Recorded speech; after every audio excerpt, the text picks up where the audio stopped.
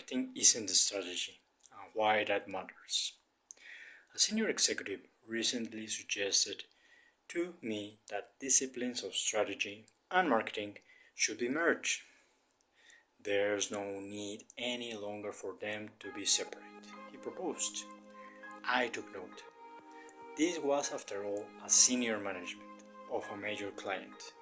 From what I've heard and read since, he is not the first person to have had this thought. But this idea is both ill-informed and dangerous. It has the potential to confuse CEOs, executive teams, managers, and boards. It would lead to bad strategy practices driven by a perilously narrow strategic scope. Strategy is far more than product marketing. Here I explain why marketing never became strategy and why the disciplines are and should remain different. It's more than a word game. It has practical significance. Let's talk about strategy beginnings. Corporate or business strategy came into its own in 1965 via a foundational book by Igor Antsov called Corporate Strategy Renowned. Management scholar Henry Mintzberg at the McGill University has referred to its publication as a kind of crescendo in the development of strategic planning theory. Around this time, the mid-1960s, strategy emerged as a teaching discipline. At its beginning, the course was often labeled business policy and a book of cases with that title produced by the HBR School. Professors was widely adopted. The theme policy persists in a few strategy textbooks to this day. The more common label is, however, strategic management, which we all know. The subject filled a void for an integrative capstone course. The capstone element of this brought together all the varied business disciplines covered in a program of study. It assisted students to take a view of executives at the highest level of organizations. It thus took a step above the various specialist disciplines, such as finance, accounting, operations, HR, and marketing, to become a general management perspective. I've taught this course as part of degree programs. Strategy focus areas. Strategy is different from marketing, in a similar way that a CEO's job is different from the head of the marketing job. The strategic management of an organization deals with 6 key areas, all of which relate to decision making at a higher level than marketing. Positioning. Strategy goes beyond relationships with customers alone and extends to an organization's relationships with its other key stakeholders, such as employees, suppliers, shareholders, and the community. Strategy is concerned with the positioning of an organization on the factors that are important to each key stakeholder group. Part of this is concerned with pulling these relationships together in a coherent way. This is central to corporate success, as slip up in any one of these relationships with stakeholders endangers them all, hence threatening an organization's survival and growth. Objective setting. Questions around growth and survival lead naturally to another central task of strategy. Objective setting. KPI setting. Each functional area sets objectives, of course, but here the objectives are for the organization as a whole, not simply for the marketing function, for example. Objectives at the top strategic level must consider all stakeholders, as a lack of effective objectives among employees, for instance, spills over to poor results for customers and other stakeholders. Objectives play another important role in strategy. They measure the effectiveness of the strategies by themselves. The question is, did the strategies chosen by executive produce the results intended? Diversification. When an executive team or board considers objectives around corporate growth, its attention will often shift to the issue of diversification.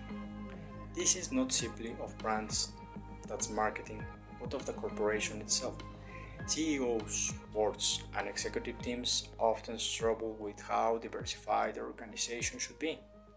The strategy questions that arise here include: should a business diversify to grow or stick only to its core business? How diversified can the business become and remain successful?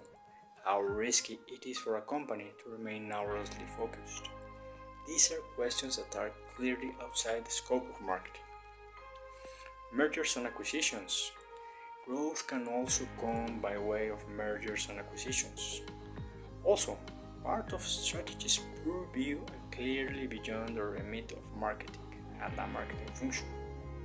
Senior executives are often presented with the opportunity to expand revenue by purchasing another business. At the same time, they are faced with issues around purchase price, problems associated with integrating the systems of different organizations, and complications around cultural fit. Mission and purpose. Strategy also straddles the realm of mission, vision, values, and purpose. Crucial answers must be found for what business are we in, which is the mission, and where do we see ourselves in some years' time, the vision. Addressing corporate values, which shape what's acceptable and unacceptable in work behavior, also falls under strategy mantle. Values shape culture and ultimately influence organizational performance. Articulating corporate purpose in terms of whom the organization serves is much in vogue at present, and is also the province of strategy.